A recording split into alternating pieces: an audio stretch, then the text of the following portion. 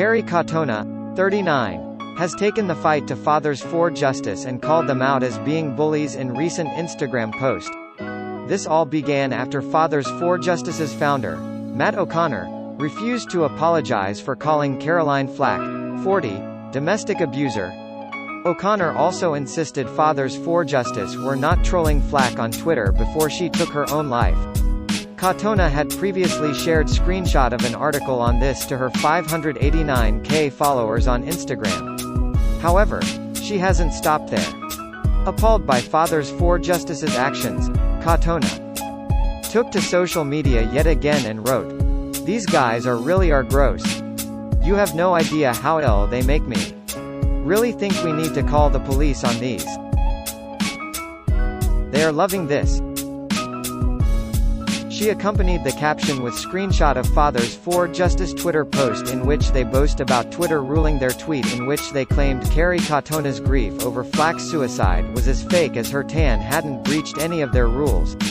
Today, the former member of Atomic Kitten shared another post on Instagram calling out Fathers4Justice as bullies. She wrote, "Hit bit of low need to stop reading this S***T that F4J are writing.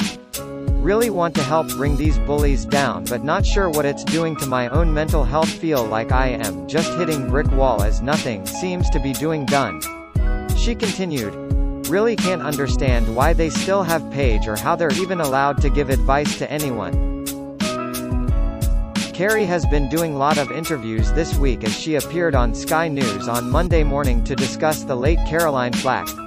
She uploaded private messages onto social media showing that Caroline asked her for advice after she allegedly assaulted her boyfriend Louis Burton, 27, in December.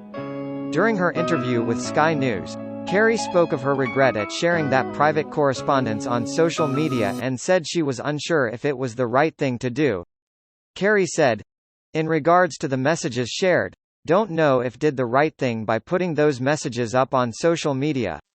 Fighting back tears, she added, "Her death cannot be in vain and we have to stand together and show people what it is like for people like me and Caroline in this industry where you make mistake and you aren't even allowed to make mistake in privacy.